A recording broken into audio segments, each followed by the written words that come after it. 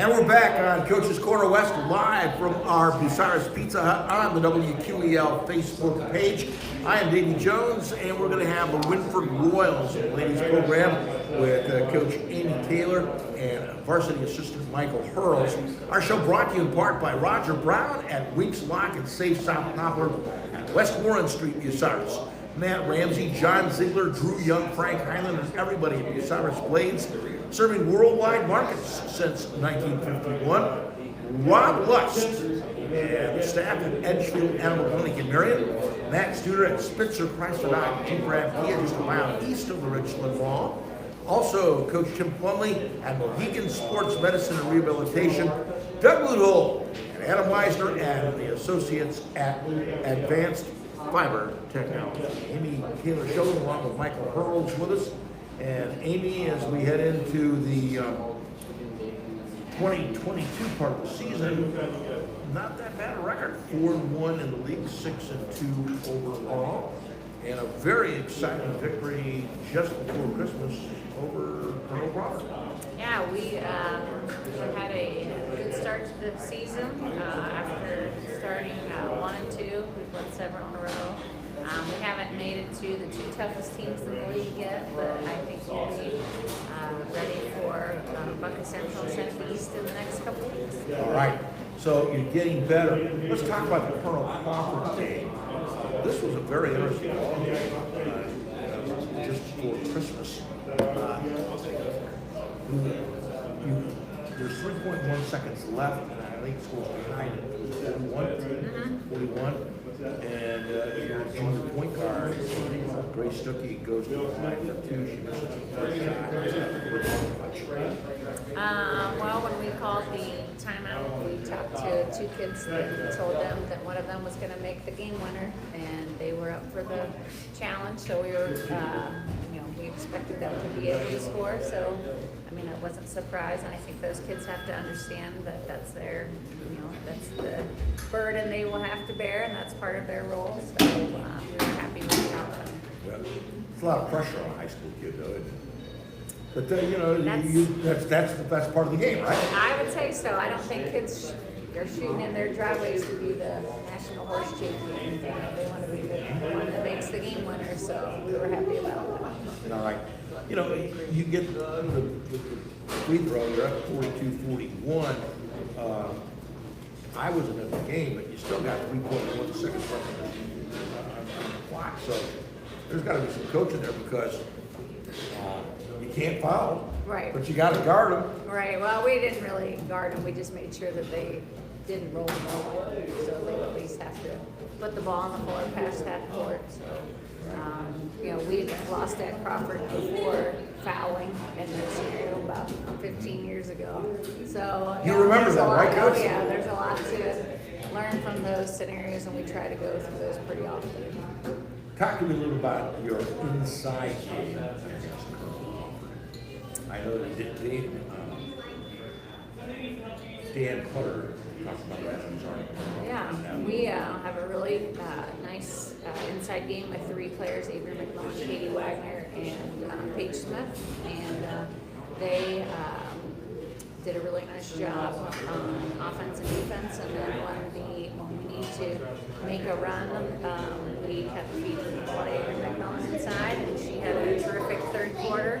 And that's part of her role that she has to play for us. So she had a terrific game offensively and defensively. Now, was this game different for Avery as opposed to some of the other games that you played? Was that kind of the method of operation in the basketball side? Yeah, I think she has the capability probably to score 20 on any given night. I think that's, even as a senior, that's probably one of her biggest challenges, is to be consistent. But she does a really nice job around the basket. The rest of the team, although they didn't break into double figures, were pretty close to even, so just everybody got into the ball game and contributed. Yeah, we've been pretty balanced in a lot of ways this year. Alexis Steveley, who is one of our leading scorers, she didn't score as many, but then Katie Wagner made the free throws, and we had 2 kids that played JV. They played 2 quarters on varsity. So, we want to try to build that depth a little bit when Grace Stuckey was out with I took a look at the box score that Dan Cutter had in Crawford County now, and your turnovers were pretty close to even. Rebounds, you guys are 50% down the rebound part. Well, in the first half, they had 13 offensive rebounds, which we knew we had to focus on for the second half. So I felt like, so I thought that was a big adjustment for us at halftime to improve on that in order to build a lead, and then kind of tapered off in the fourth quarter, but made it when it was important. All right.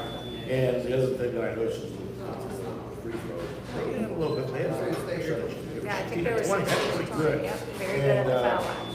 You guys have got there 20 times, but from 11 to 20. Yeah, they're very good at the 50%. foul. We're not going to make any people show that. No, we're not a very good free throw shooting team right now, but we're definitely improving. All right. And I like the way you said that right now, which means we have plans to get better, right? Yeah, always. All right. Here, what we're going to do is talk a little bit with Michael here in just a few seconds, if you want to pass that over. Our broadcast coverage on the WQEL YouTube, Facebook page is brought to you in part by Vince Ponziani and everybody at Waycraft Industries, Rod Steiger, and the Associates in Pizza, Osiris and Gallion, the host of this show since 1992. The Burkhardt family, Burkhardt Farm Sales, your Case IH dealer on the Manette Winchester Road. Also, North Central State College, Mansfield, the Crawford Success Center of Osiris. Hannah Newton and Wendy's, downtown Osiris and Upper Sandusky, Lee Plimal, Brad Seibert, Plimal Insurance Group, Osiris and Gallion. Michael Hurles, varsity assistant, is also with us. Mike, how many years have you been doing basketball now? It's been a few. Getting close. Getting close to what? Over half my age. Half your age? Yeah. So you've been involved with basketball a long time at Wynford, and not teaching anymore, right? No, I'm not. I stopped teaching 3 years ago. All right. And you're in the real estate business now. That's one of the things I do. I'm also the youth pastor at the Nazarene Church south of town. Oh, really? I didn't know that. And I still do Young Life for Crawford County, and Amy can't get rid of me. So. Right. It's probably a good opportunity for you. Talk a little about this team.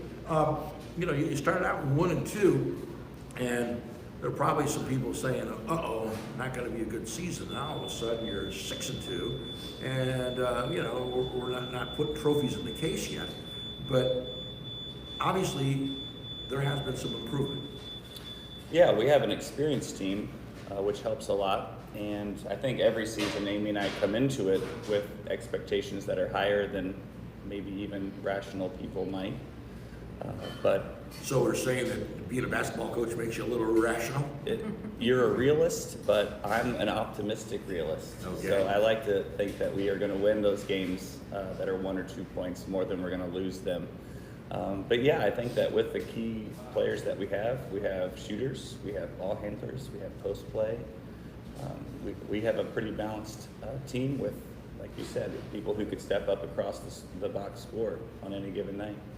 Mike, let me ask you this question. How has basketball, women's basketball in particular, changed, not only at Wynford, but across the board since the time you've been coaching basketball? Has it changed? It has. Okay, and talk to me about that change. We have often said that we think we won early because we just had better athletes. We were stronger than other people. We could push people around, and that. Well, I remember some of those games when you did that. And so we had kids that could do that. In the last, I would say 6 years, 7 years, it has become more of a skill game, where you have kids that can just dribble by you, not because they're faster, but because they just can't. They have the ability to. Shooters are better than they were.